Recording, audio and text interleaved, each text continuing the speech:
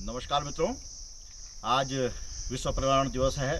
तो इस अवसर पर रस्म अदायगी के लिए आपको सभी को शुभकामनाएं।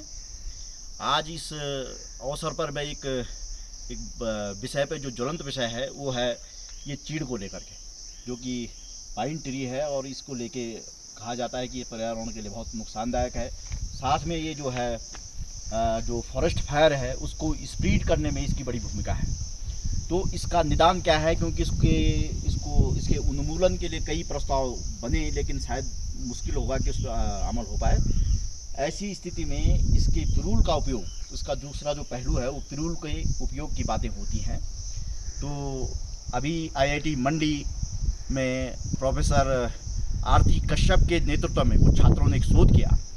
उस शोध के परिणाम ये थे कि 1 वर्ग किलोमीटर में जो पाइन ट्री है, जो चीड़ है, उससे एक साल में 120 टन यानी कि 1200 क्विंटल पिरूल को एकत्र किया जा सकता है। और उस पिरूल से 1 क्विंटल पिरूल को परिष्कृत कर जो है 70 केजी पाइन नीडल कोल को हम प्राप्त कर सकते हैं। तो इस लिहाज से देखा जाए, इस समय मैं आज हूँ जनपद पौड़ी गढ़वाल के गढ़वाल वन प्रभाग की नागदेव रेंज के अदवानी नामक स्थान पे। और अदवानी से और इधर कांस्केत की तरफ जब हम जाएंगे तो 10 वर्ग किलोमीटर क्षेत्र में केवल आपको ये पाइन ट्री दिखेगा, ये चीड़ का पेड़ दिखेगा। तो जब इसके उन्मूलन की बात होती है तो उस पर कई तरह के सवाल उठते हैं, इसलिए इस पिरूल का उपयोग किया जाए ये एक बेहतर विकल्प होगा। यहाँ वन विभाग द्वारा 1 दशक पूर्व एक पाइन नीडल से कोल बनाने का एक मिनी जो हम कहेंगे संयंत्र, छोटा सा संयंत्र लगाया गया था, जो आपको दिखाया जा रहा है।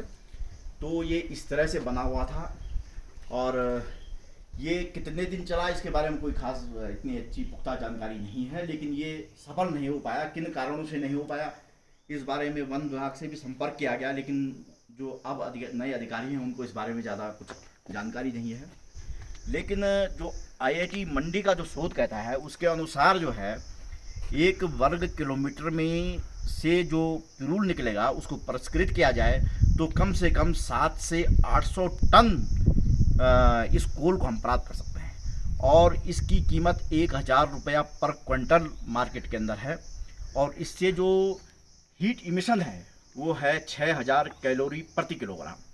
तो यदि हम इस रेंज की बात करें, नागदेव रेंज के अंदर हम जो है कांस्केत और आदवानी के आसपास जो वन क्षेत्र है जिसके हम 10 वर्ग किलोमीटर क्षेत्र के पाइन को भी हम ले लें तो इससे जो है हमें कम से कम 800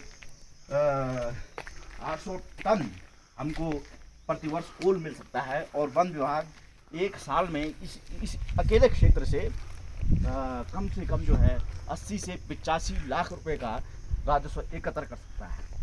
लेकिन दुर्भाग्य की स्थिति ये है कि इस तरह के प्रोजेक्ट पे काम करने के बजाय हमारे वनाधिकारी जो हैं बाह्य सहायता योजनाएं, जहां पर बहुत मोटा पैसा मिलता है, चाहे वो कैंपा का हो, चाहे वो जायका का हो, चाहे इस तरह के नमामि गंगे के प्रोजेक्ट हों, उन पे उनका ध्यान ज़्यादा है। जबकि ये इस तरह की परियोजना है जिससे न केवल चीड़ के दुष्प्रभाव को कम किया जा सकता है, इसके साथ साथ राजस्व को बढ़ाया जा सकता है और साथ में स्थानीय स्तर पर रोज़गार सृजन भी किया जा सकता है।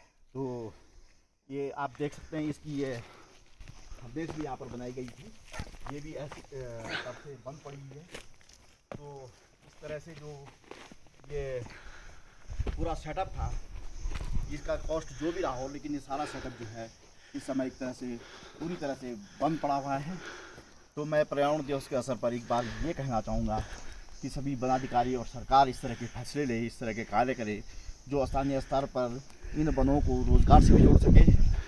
और उसी के बाद लोग जो है, स्थानीय जनता पर्यावरण के प्रति जागरूक होगी।